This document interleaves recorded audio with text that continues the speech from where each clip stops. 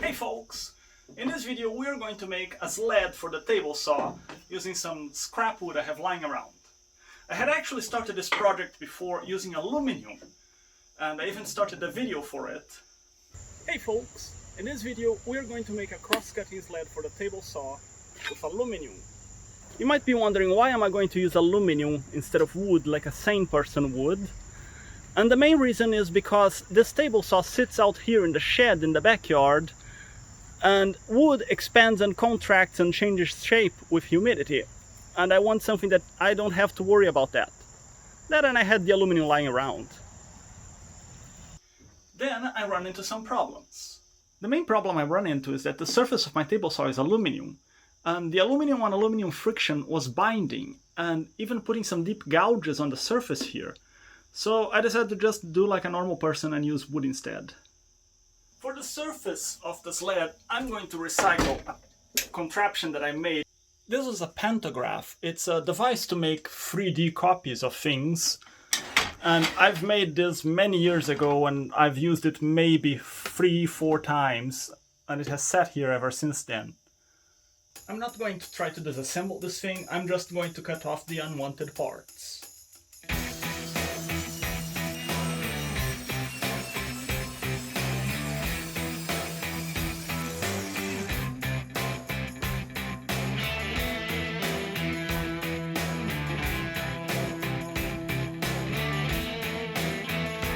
Go. Now I'll just have to cut a couple more pieces.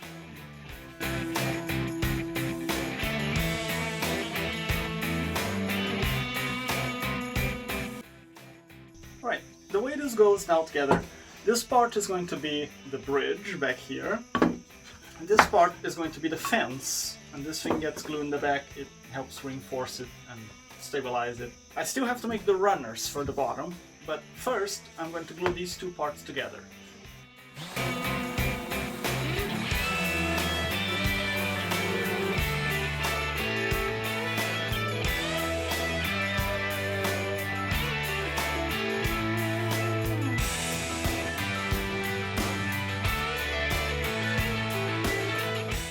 Now while the glue dries on this, let's work on the runners.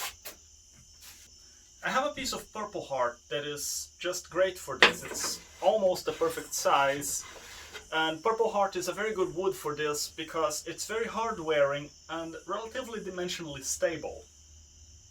So let's try this. Just need to cut it to the right size.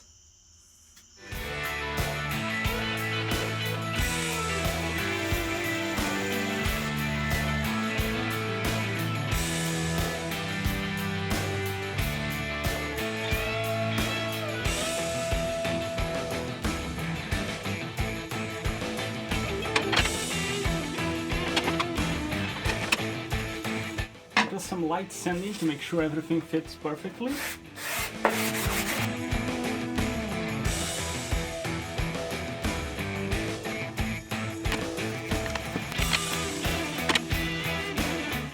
Right, to glue this in place now, you should have them slightly higher than where they're going to sit on the groove here. And the traditional way of doing this is with washers. But I actually don't have washers, but I have some pennies. So let's see how much a couple of pennies elevate them from the table. Surface. I think this is about right. I'm going to put another one just to make sure they're nice and high. Looking on this side. Oh yeah. Yep, this will do. To keep any squeeze out of glue from ruining the surface of the tabletop, I'm going to use this cooking wax paper. It has just enough clearance that it fits in there snug, and the wax paper should keep glue from spreading out. And for some glue.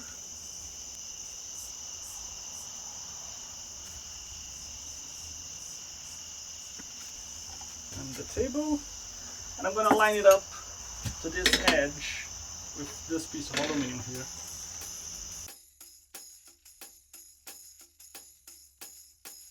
Alright, everything is lined up. Now just need to put some weight on it. and let it sit for a while. I want to put some sweeping curves. It's just for aesthetics, so it looks pretty.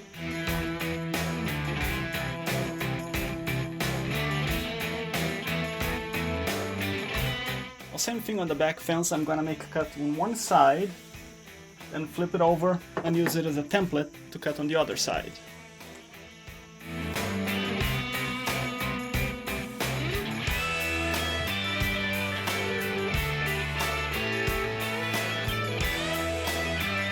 I'm just gonna give this a little bit of a sanding to freshen up the surfaces and remove all this fraying on the edges.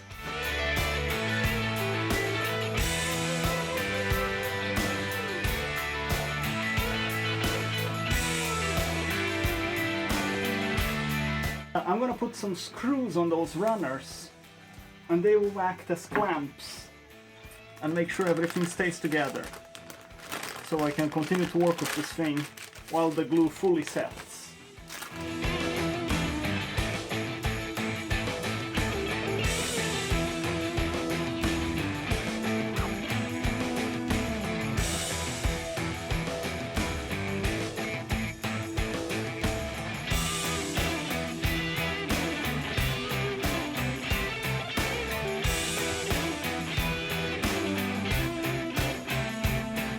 This here is approximately where the blade is going to go through, so I'm going to steer clear from that area and put the screws just right next to it.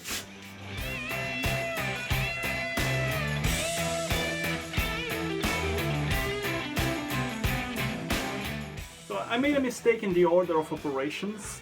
I cut these corners off before I trimmed this surface, so I'm going to tape them back on so I can run this piece along the fence against the blade and through the bottom part that goes on the table of the sled.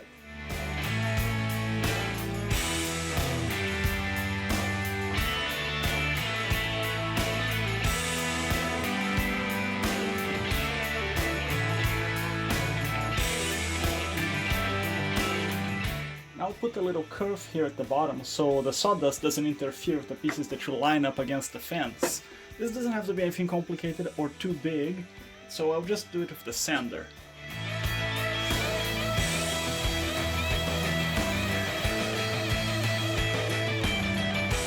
From here on, the alignment all depends on the position of the blade in the center.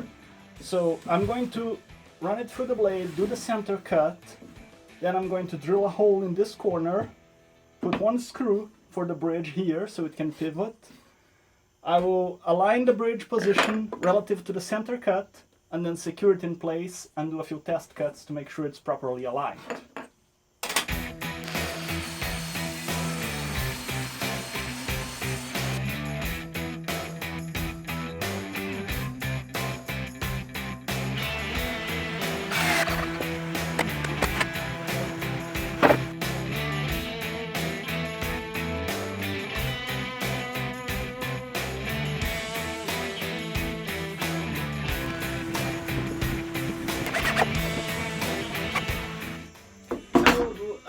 Five cuts test.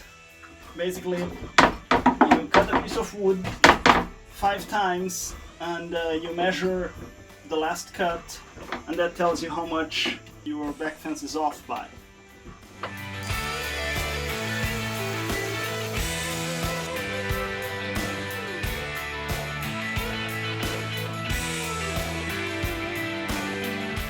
Well, the way we do this, we take this piece that we cut, the last piece, and we measure it. And I'm going to 0 the calipers. And now we measure the other end. And this is how much it is off by. So it's half of a millimeter, or whatever is this in inches. I think that's an acceptable error. I'm not going to try to correct it even more. This is pretty good. So I'm going to secure the fence permanently now, and it will be done.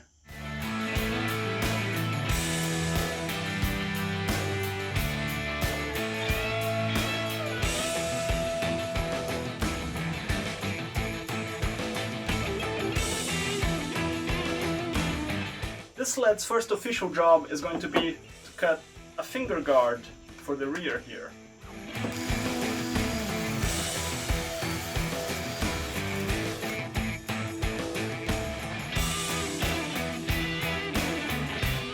finger guard, it doesn't really stop the blade, it just is a piece of wood that goes here that keeps me from putting my fingers where the blade comes out.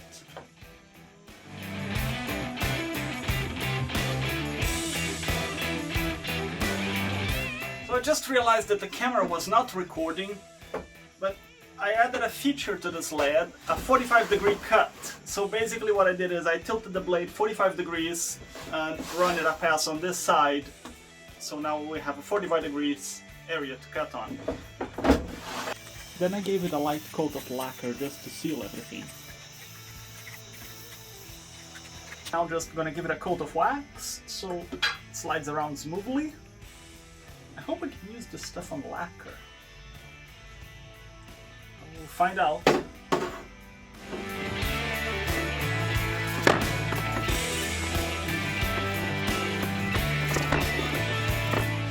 Oh, look at how it slides. So there we are. Thank you so much for watching. If you want to see some extra footage, I'm going to be building. So thank you so much for watching. And if you want to see some extra footage, I'm going to use this now to build a stepping stool for our aging dog so she has less trouble climbing up on the sofa. So thank you for watching, see you next time, or stick around and watch a couple more minutes of video. Either way, thank you so much.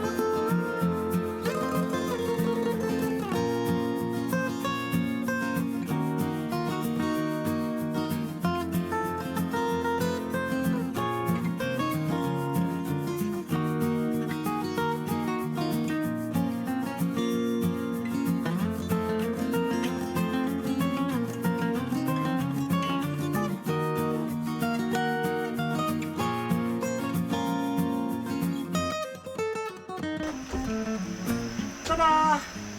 One elderly dog stepping stool. Let's see if she uses it. Well, the cat likes it, but she'll figure it out sooner or later.